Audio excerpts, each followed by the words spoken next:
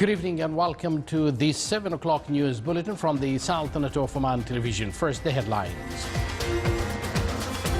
The Sultanate condemns the terrorist attacks in Qatif in the Kingdom of Saudi Arabia and North Sinai Peninsula in Egypt. Iraqi security forces expect to take full control of the city of Mosul in the coming hours.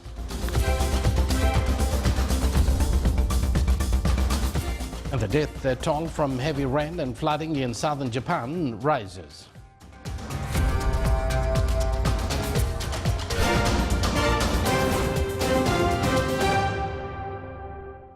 Live from the news center of the Sultanate of Oman television, here we present to you the details. His Majesty Sultan Qaboos has sent a cabal of greetings to His Excellency President Salva Kiir Mayardit of the Republic of South Sudan on the occasion of his country's independence anniversary.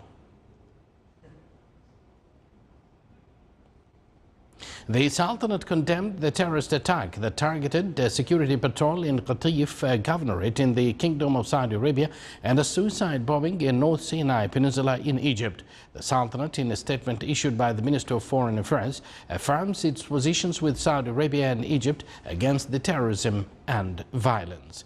The statement expressed the Sultanate's condolences to the victims' families, the government and people of Saudi Arabia and Egypt, wishing the injured a speedy recovery.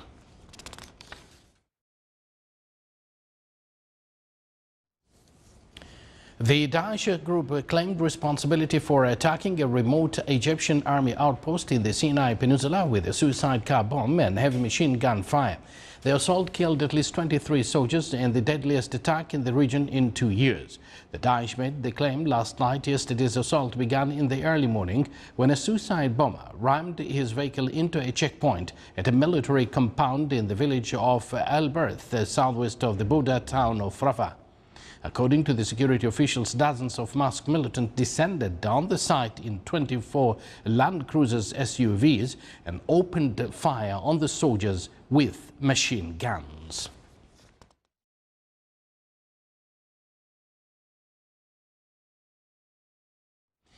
Iraqi security forces expect to take full control of Mosul in the next hours, as only a few meters are left under the control of Daesh group. Iraqi state television said today that the Iraqi army and rapid response units had to deal with Daesh group's tactic of using women suicide bombers and detonating explosive among civilians fleeing towards security forces. A military spokesman said the insurgents' defense lines were collapsing. The insurgents are fighting with snipers, grenades and suicide bombers, forcing security forces to fight house to house in the densely populated maze of narrow alleyways.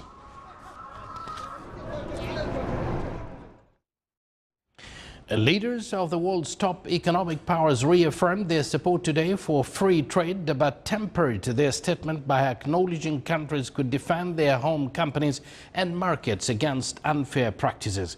The Group of 20 summit came up with compromised language on trade, although officials struggled to find common ground on another contentious issues, fighting climate change. In the wake of President Donald Trump's decision to leave the Paris Climate Agreement, the group agreed in a draft statement to take note of the U.S. withdrawal, while the other 19 reaffirmed support of the Paris deal to limit emissions of greenhouse gases scientists say are behind global warming. The talks at the two-day summit in Hamburg competed for attentions with violent clashes between anti-globalization activists and police. The death toll from the heavy rain and flooding in southern Japan this week has risen to 15 as rescue workers reached isolated villages where at least 14 others are missing and feared dead. Heavy rain warnings are still in place for parts of the southern islands of Kyushu today, days after Typhoon Namandol swept across Japan, triggering floods and mudslides that wrecked hundreds of homes, roads and rice terraces. The Fire and Disaster Management Agency said today that 12 dead have so far been found in Fukuoka Prefecture and 3 others in neighboring Oita Prefecture. Nearly 1,000 residents were rescued over the past last 2 days, but dozens are still believed to be stranded. The operation has been slowed by mud flows and flood waters as the rain continued. In the hardest hit Asakura city in Fukuoka, the bodies of a woman, her daughter and a grandson were found late yesterday on the first floor of their house that was crushed by a mudslide. Japan's royal family postponed the formal announcement of Princess Mako's engagement to a college classmate Saturday out of consideration for the suffering of people in the affected areas. Watching the Sultanate of Oman television, and still to come in our news bulletin. Samsung Electronics plans to recycle and sell its recalled Galaxy Note 7 phone starting this week in South Korea, salvaging their unused parts.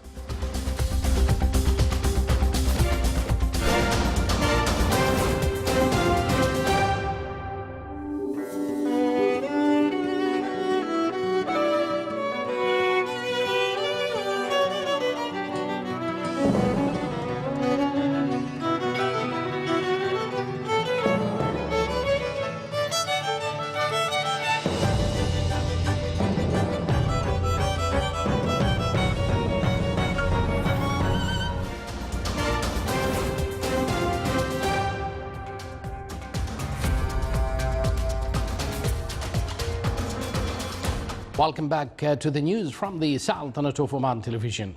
Euler Hermes Credit Agency predicted that the gross domestic product growth in the Sultanate would reach 2.5% next year.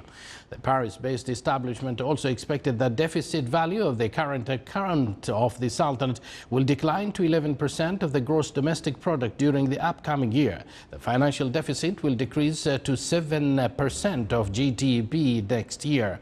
The agency pointed out that the measures taken by the Sultanate's government contributed to the decline of the budget's deficit, with a great drop in global oil prices during last year. The number of industrial transactions cleared via Bayan system amounted to 892 permissions for Gulf Cooperation Council countries. This was stated by the Minister of Commerce and Industry. The ministry pointed out that the number of customs exemptions applications for industrial establishments imports reached 350 applications for the imports of equipment, spare parts and primary raw materials. The ministry seeks through its electronic services to facilitate the flow of commodities from and to the Sultanate and encourage local and foreign investment in the country. The total volume of trading in the Muscat Securities market MSM in the first half of 2017 reached 471 million Omani Rials, recording a decrease of 15.8% compared to 560 million Rials in the first half of the last year.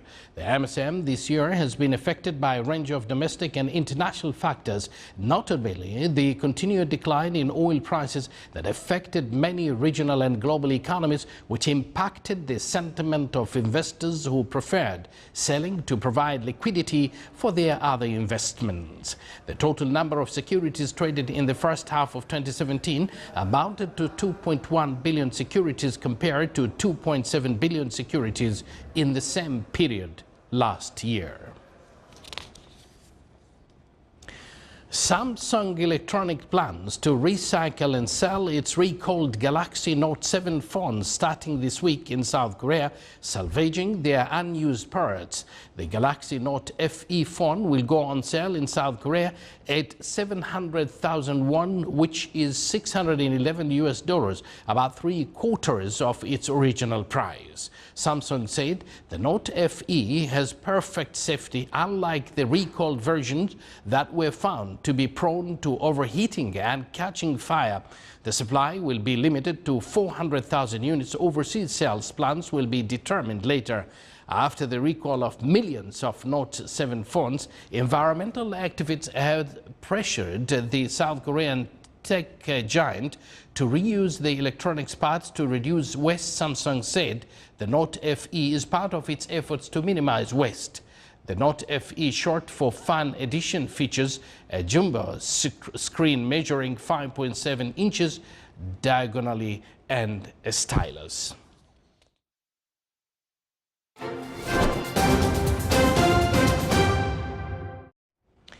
And now, the time for looking at the temperature around the Sultanate of Oman.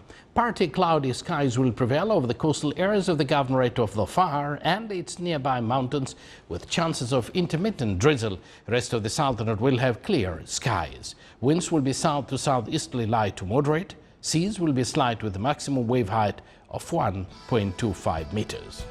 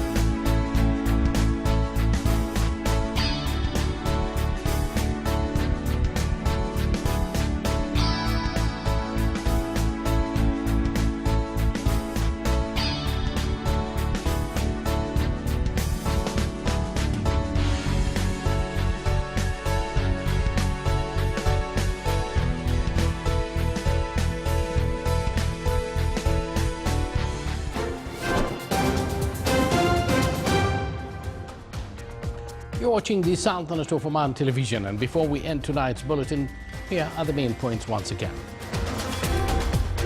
The Sultanate condemns the terrorist attacks in Qatif in the Kingdom of Saudi Arabia and North Sinai Peninsula in Egypt. Iraqi security forces expect to take full control of the city of Mosul in the coming hours.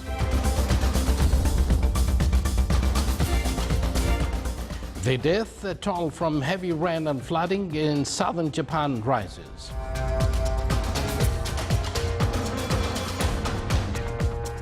And with that, we come to an end of tonight's news bulletin. Live from this news center of the Sultanate of Oman, we all thank you for joining us, wish you a pleasant evening and good night.